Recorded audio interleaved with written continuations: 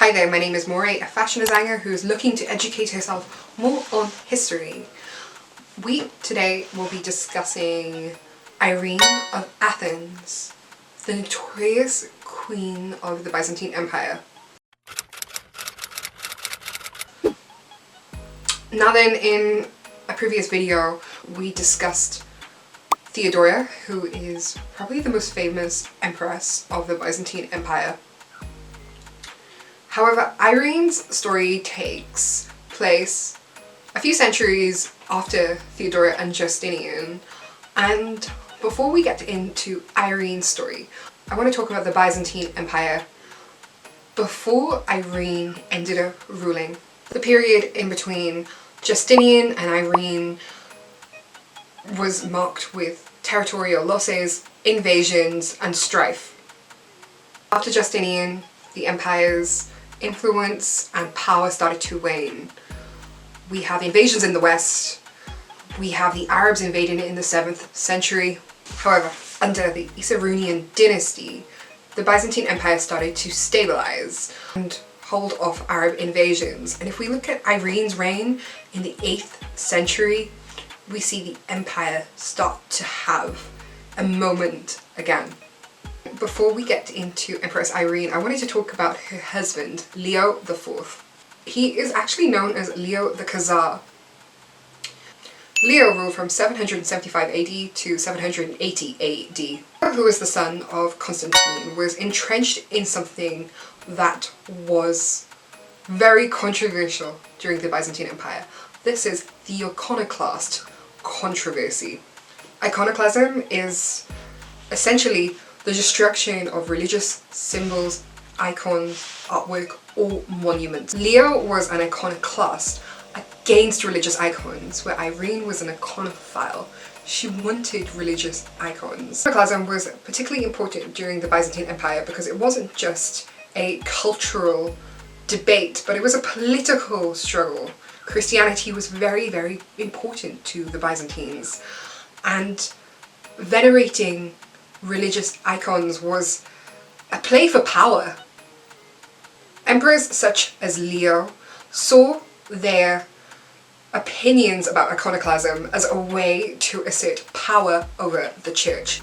And this conflict is very, very important because it would shape the way that Orthodox Christianity has been seen for centuries. While Leo upheld his father's iconoclast opinions, he was much more moderate on the issue rather than Constantine. However, his wife, Irene, was a devout iconophile. Another reason that Leo could have been much more moderate than his father on the topic of iconoclasts and iconoclasm is because his wife, Irene, was such a famous iconophile.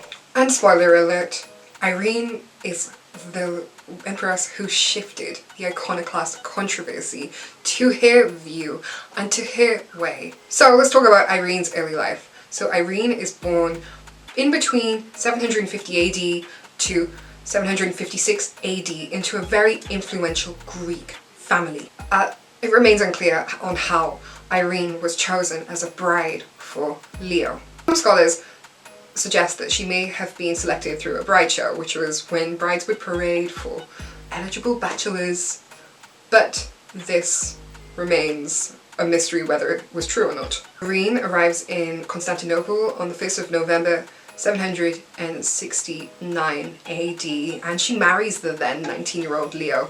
The following month, on the 17th December, she is then crowned as empress. She then gives birth to her son Constantine VI.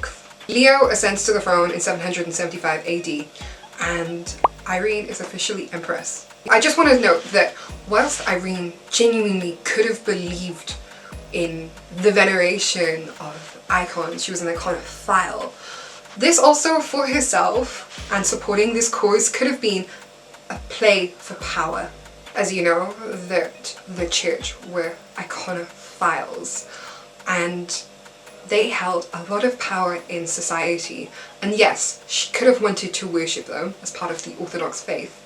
However, she also wanted to impress people with higher social status than herself and therefore gain more connections and well, more power. How many times can we say power?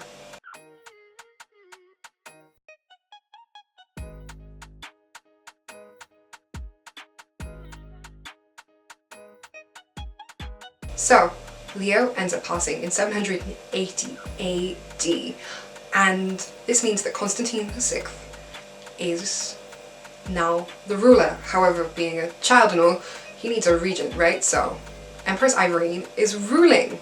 Let's talk about the Second Council of Nicaea. Convening the Second Council of Nicaea in 787 AD. This is when Irene decides to reverse Leo and mostly his father Constantine's ban on using icons, and transitions the Byzantine Empire into being a nation of Iconophiles. Work it, hunty! Previously, during Constantine's rule and Leo's rule, there was a sense of purity. They wanted to purify Christianity. However, Irene's new rule in reversing the iconoclasm of the past came with a lot of political turmoil. It also came with political turmoil from her own son Constantine VI, who was not happy about what his mother had done. Between Irene of Athens and Constantine VI, there was a huge power struggle. Irene had many opinions on who she wanted her son to marry, but these efforts were blocked. Constantine was controlled by his mother despite being an adult, and Irene would not give up power. Constantine hated the power struggle with his mother, and he finally got to become ruler in 790 AD. However, he clearly wasn't that good of a ruler because his reign was met with indecision and struggle, and Irene and Constantine returned to shared rulership in 792 AD. Constantine was not that good of a husband and was notorious for his affairs, something that was very, very, very against the Orthodox Church. I mean, even now, but can you imagine?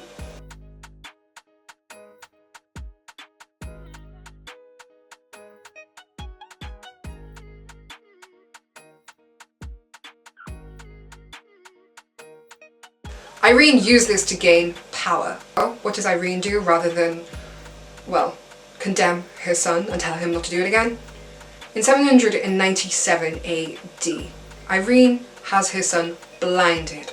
Damn. So he cannot take power any longer. Irene is overthrown in 802 AD. She was accused of mismanaging finances and plotting against others. Irene was exiled to the island of Lesbos, and that's where she spun wool to make a living, and she finally died in 803 AD. In conclusion, I don't think this was my favourite subject to cover, but you have to learn about things that are not the Roman Empire. Irene schemed a little bit too hard for my liking. Thank you for watching this video. Hopefully see you in the next one. Bye!